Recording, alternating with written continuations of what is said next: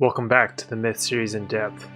In this mission, we will be protecting Myrthemne with the Huron Guards against the Mercuridia Giants. Both of them are new units in this mission. Like always, we will cover the journal first. This mission occurs 4 to 5 days after recovering the Ibis Crown.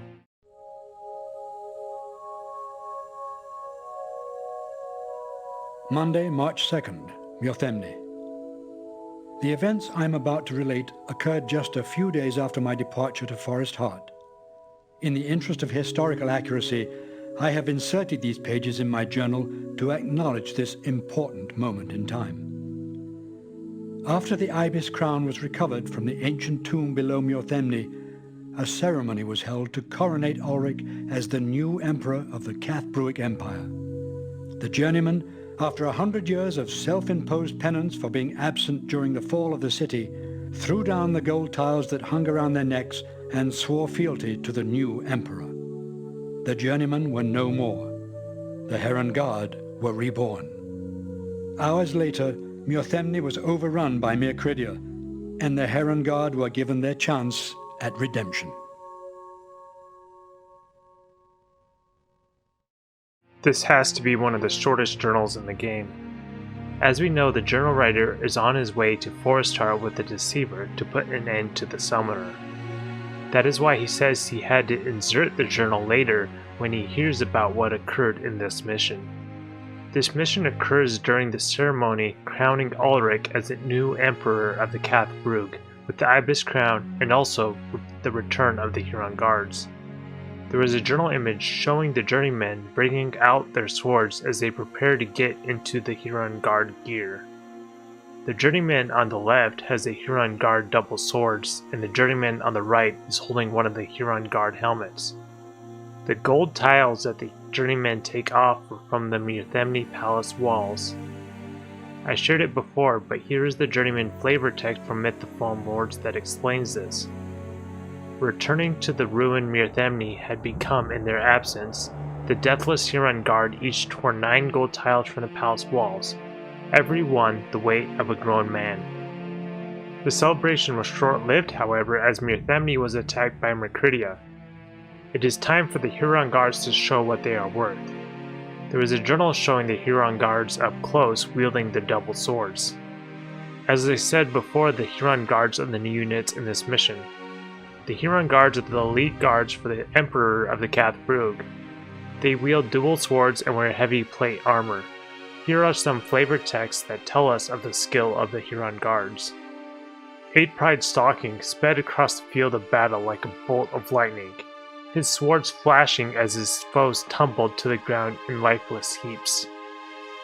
Once every 7 years, warriors of renown from every corner of the Empire gathered to compete for the honor of joining the Huron Guard. From that multitude, less than 6 will be chosen. There is actually a mistake in the Myth 3 The Wolf Age manual and the in-game flavor texts, which tell us that this event occurs every year instead of every 7 years. Every year, 1,000 of the Empire's most skilled warriors are led into the Imperial arena. After days of battling and riddle solving, all but 100 are dismissed. These chosen move into the Great Training Hall where the greatest heroes of the Royal Order teach them the ways of combat. After a year's training, only 5 of the initiates are chosen to become true Huron Guards. Myth 3 The Wolf Age tells us that the Avatara had taught the Huron Guards how to use mandrake roots. Taught to us by the Avatara, the use of mandrake roots to heal is an ancient and complex ritual. The root must be gathered during a full moon and remain untouched by human hands. Each root so extracted is imbued with 5 drops of the maker's blood, branded with a symbol of potency and wrapped in cloth so as not to be touched until the healing is desired. In fact, we know that the mandrake roots can make some beings immortal, and that is in fact the case for the Huron Guard. Take a look at the journeyman flavor text showing that this is in fact the case. Their healing ritual has its roots in the initiation rites of the Huron Guard, but what brings about immortality in a truly exceptional person merely restores the vitality of lesser men. Upon being reborn as a member of the deathless Huron Guard, The date of his initiation according to the calendar of the old kings of Cathbrug would serve as his new name. One of the Huron Guard hero flavor texts expand on their immortality. Why do we not fear death? All life will end, yet we seek to be immortal. There are but two ways to achieve this. The first is through vile necromancies, whose evil is a blight upon the world. The second is the root which we labor. Why should we fear our death when we can live immortal among the great deeds of men? There is a Myth 3 The Wolf Age flavor text that speaks of the beginning of the Huron Guards. The Huron Guard were founded in the time of the third Emperor Folsom. His procession, attacked by Mercridia, a lone warrior wielding dual swords, fought back the devils and personally saved the Emperor. This warrior was Isa Sum, who claimed to be from the east. The Emperor, so marveling at his skill and bravery, bid him to the city of Lancrofin to train his finest guardsmen. There are a few Huron Guard hero flavor texts that don't really tell us any more about the Huron Guards, but here they are for completeness. Fort Flint had to stifle a grin when word came that the brigand camp had been attacked by 12 to 15 swordsmen. He remarked, "It's odd that I didn't see them, but I was rather busy." Name one enemy we have not vanquished in battle. Name an evil we have not vanquished in battle. Name an evil that we have not overcome with the strength of our will. Name a horror that we have not purified from our soul. You must first master your mind and hone your skill. When you achieve this awareness, the battlefield will seem like a dance, where no evil can take hold of your being. He hadn't slept in 2 days, but still he fought. His joints ached and his hands bled, but still he fought.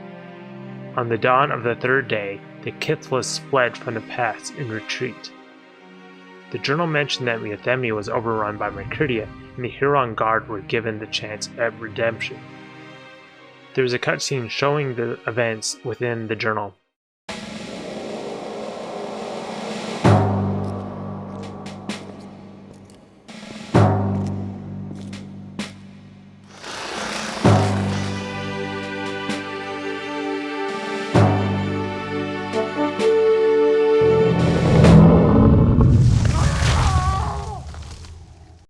The cutscene shows the ibis crown being taken to Ulrich and then cut to the flock of crows coming out of the trees. Well, first off, we're in the world where these trees be. In-game, there is no vegetation in sight, which makes sense since this is supposed to basically be a desert at this point. We saw a similar thing in the cutscene for With Friends Like These. There are too many crows for this to be Soulblighter, so it is likely just the Mercridia giant scaring them out of the trees.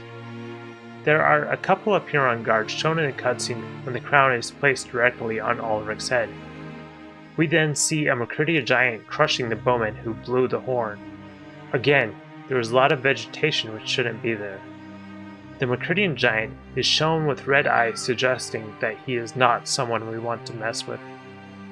The Mercridian giants are the new enemy units in this mission. The Mercridia don't appear in the Myth 2 Soulblighter manual, but the Myth 3 The Wolf Age manual tells us a bit about the Mercridia giants. The Mercridia giants can reach the size of a trout and are almost as strong. They claw their way through armies and appear to be smarter than their smaller cousins, but are just as fierce. The giants carry skulls enchanted by the sorceries of pack mages, and when they throw the skulls, they explode with magical energies on impact. Somewhere I read that the Mercridia special attack where they throw the skulls was originally designed to be an attack for the forest giants that never got implemented into Myth the Fallen Lords. If you know anything about this, let me know in the comments. Here are the Myth 2 Soulblighter flavor texts for the Mercridia giants. We went looking for what had become of our scouts. What we found were less corpses than they were carcasses. The barest ribbons of flesh clinging to their gnawed and broken bones. They were cannibals of the worst sort, proudly displaying their grisly trophies, and their bosses ruled with an iron fist. At the first sight of weakness, they would be torn to shreds. One might wonder how Mercridia giants came about, This flavor text can give the idea that perhaps any Macridia, if given enough time, can grow to become a giant, but only the elite live long enough to reach that point because they end up killing each other off. Here are their Myth 3 The Wolf Age flavor texts. In more than one telling of the story, the titanic beasts that laid siege to the village of Rollcourse were said to have the visage of a Macridia devil and stand the size of a trow. The Hearthguard of the village were said to have fled when they saw their captain torn to twain between the beast's great claws.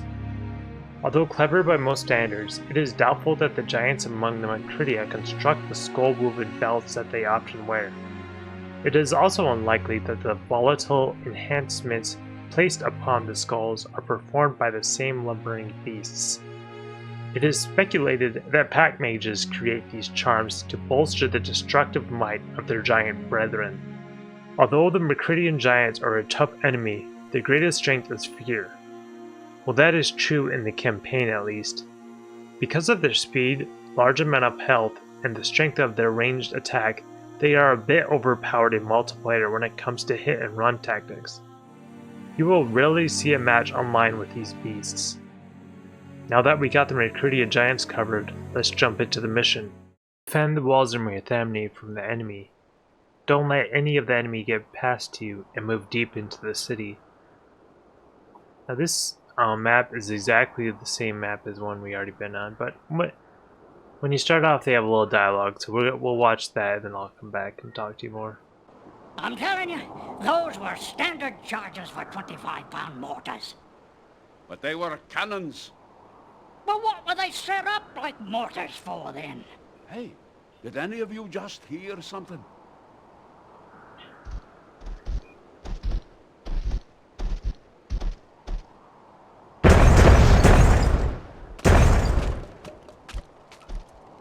Go for help. We'll hold them off as long as we can.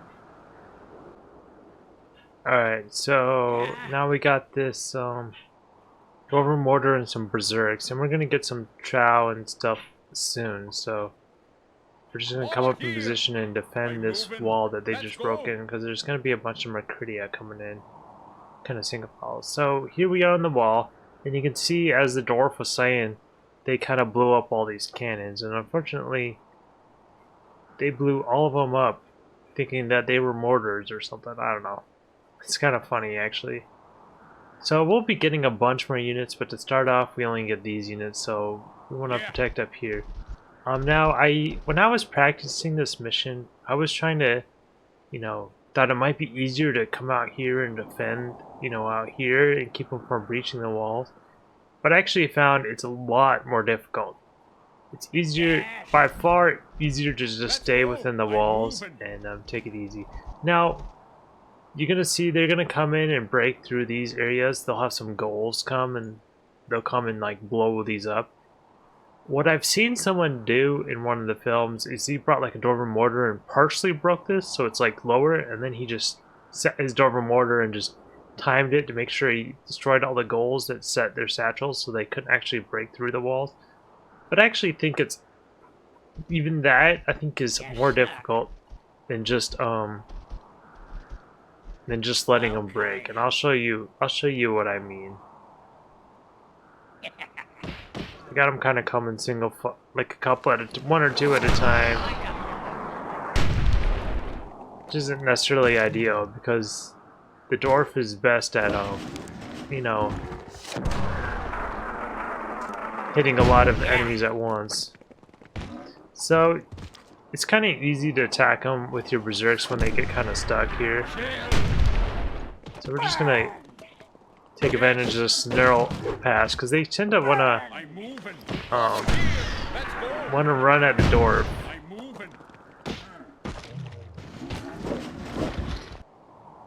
Make up your mind. And why are they stopped? New units received. So these new units, you don't really have to command them up here. They'll come up here on their own. So they'll park like right behind you. Kill! Catch! Yeah.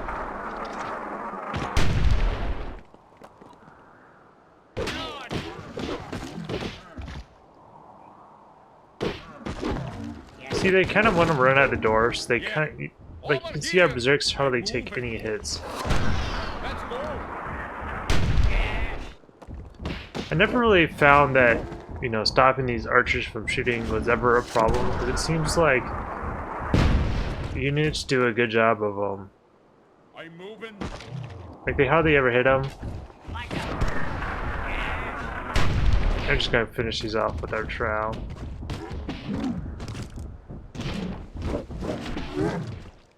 Okay, here's all our units. Yeah. Okay, so we're gonna kind of position. We'll get some more Mercuria coming. We're gonna get all our hotkeys. So we'll put one group over here, kind of in between. So they're gonna break through this wall. So we're gonna kind of put them in between, so that way they're ready to help us out. And same thing with these units. I don't really need to move them now because I know that they're gonna send units through here. So I probably should just leave them right here for now. We'll save it. So there'll be a huge batch of Mercuria coming. And then they'll start breaking through our walls, which is, as I said, it's alright, and you'll see what I mean. It's no big deal. We can easily respond to them. Okay, here come the big batch of Mercuria. You notice I'm kind of putting my units close together because when I come through the wall, I want to keep them as bunched up as possible. So if I have some units over here and here, they'll start spreading out. I don't want them to do that.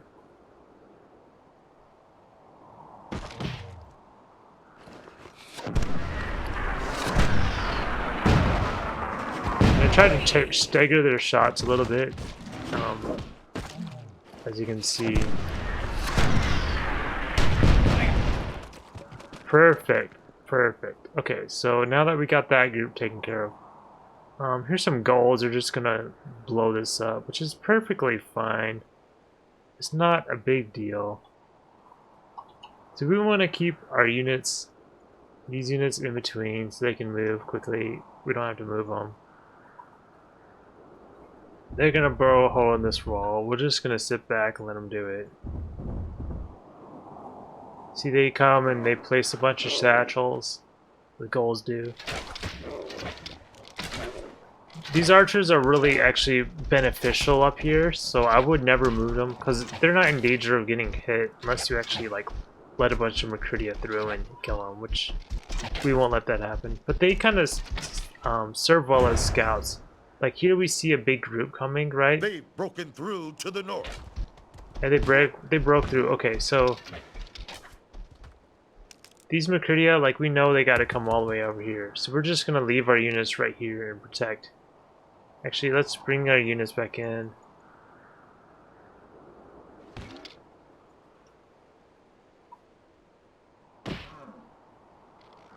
Get a few hits on them. You know what? We got some units coming over here actually, so we'll come take care of them with our doors and stuff. With not our dwarves, I mean. Usually they don't attack too much staggered, but they are a little bit. So we're just gonna take care of them with our trow and all these warriors. They aren't really a threat. I gotta keep an eye on this to time my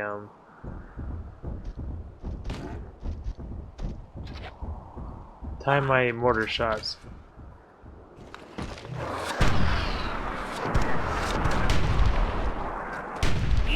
Oh yeah. Burn! What now?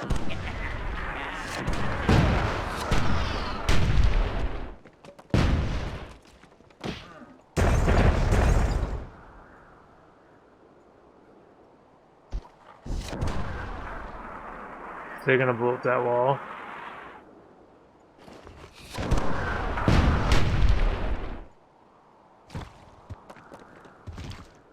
Finish them off with the Huron guards.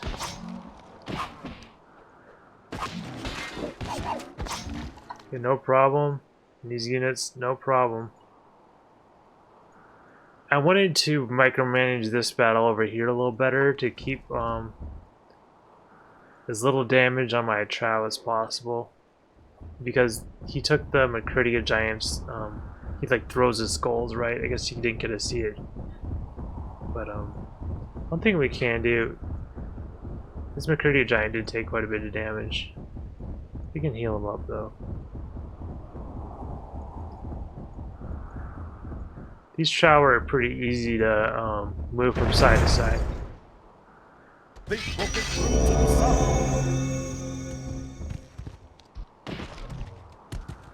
Okay, now we're just gonna sit here and wait to see where they come from. So if they come from like one of the sides, we have the batch and melee units on that side, and then we'll bring the Trow and the dwarves. So here they're breaking over here, so we can move our units over here. So they got a merc giant. You notice when I heal him, I can only heal him to half health, so I probably didn't heal much, but it's good to heal him. So we're gonna position them there, so that way they'll tend to kind of go through in the merc giants. We want the merc giants to target them. We can just kind of run away. It takes like about 6 mortars on these giants to kill them, so they're kind of all coming through at once. It's not ideal.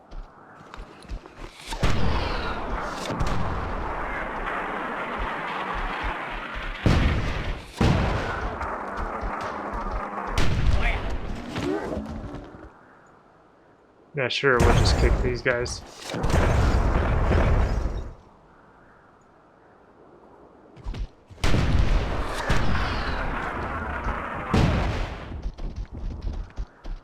We'll just kill him.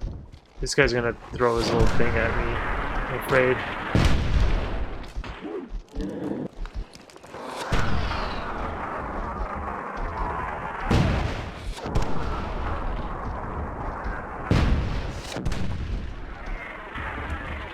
No, don't throw him. Okay, we're fine. Fine. Incoming! Oh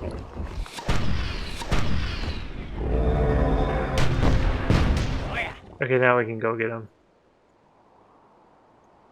Yeah, you heal him. There we go, we're fine. Okay, we can heal him too. Yeah, they all the Huron guards have 1 heal, so. Oh, here we'll come back for these soulless. You know, we could easily kill these soulless too by just placing a bunch of melee units right behind the wall. I guess I didn't test it, but you know, it'd be a possibility to make it easier on ourselves. Yeah.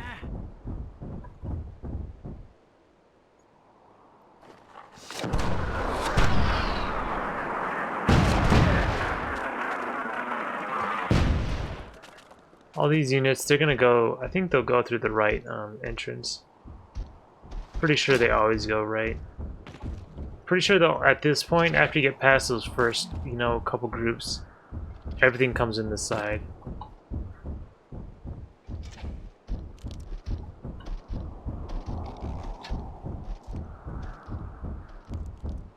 And we'll save it here real quick. I've been saving a lot. My goal is to not, like, if I accidentally die, you know, losing it. That's what I mean by die. What now? That you don't have to, like, rewatch anything, right? Or as little as possible. Yeah.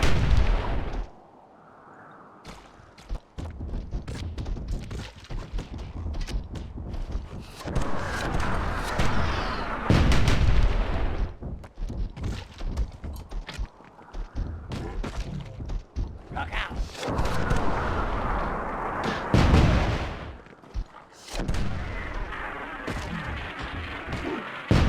Sorry about that. Just bring him over here to heal up this guy real quick. I didn't mean to shoot the last mortar. I tried to stop him, but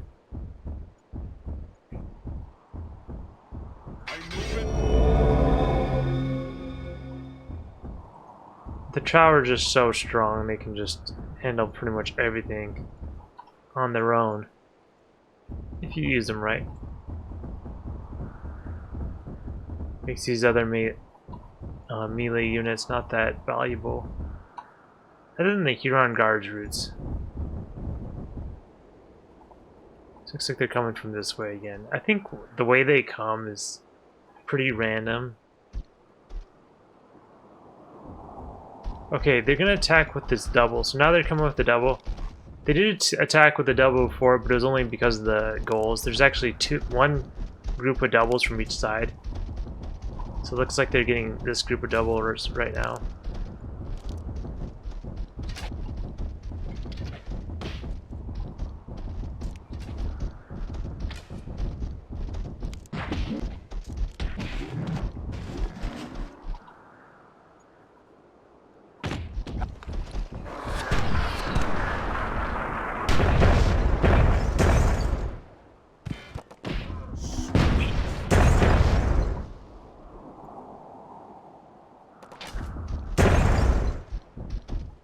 Get out of the way. Oh, this is bad. Over here!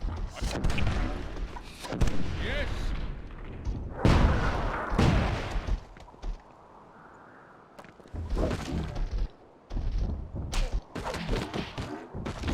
Casualty. Ah! Yeah, that's the one bad thing, is if he gets targeted on his other... Let's see if they still attack from over here. Let's see how that works. Yeah, they're attacking over here. Okay. I knew that could end badly. We want to get these guys a little closer to our doors.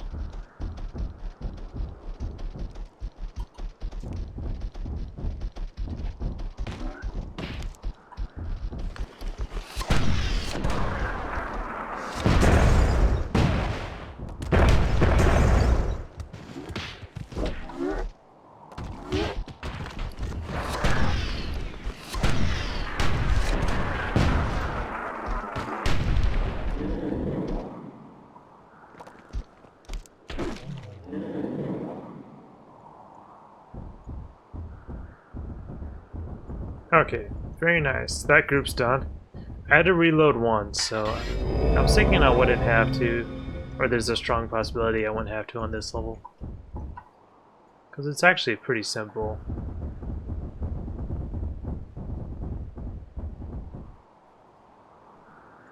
Here's the other batch of soulless. This is pretty easy to kill these guys.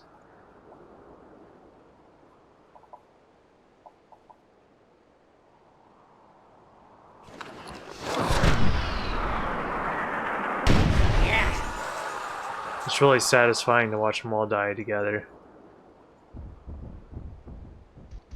Okay, this should be the other double giant, and then that should be the end of the mission after this. Pretty quick mission.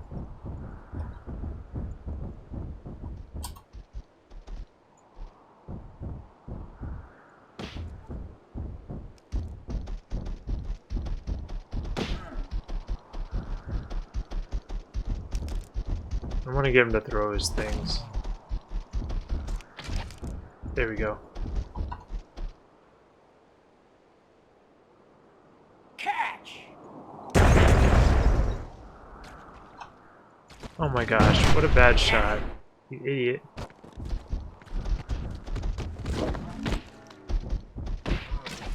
Look out! Might have got him a little too close.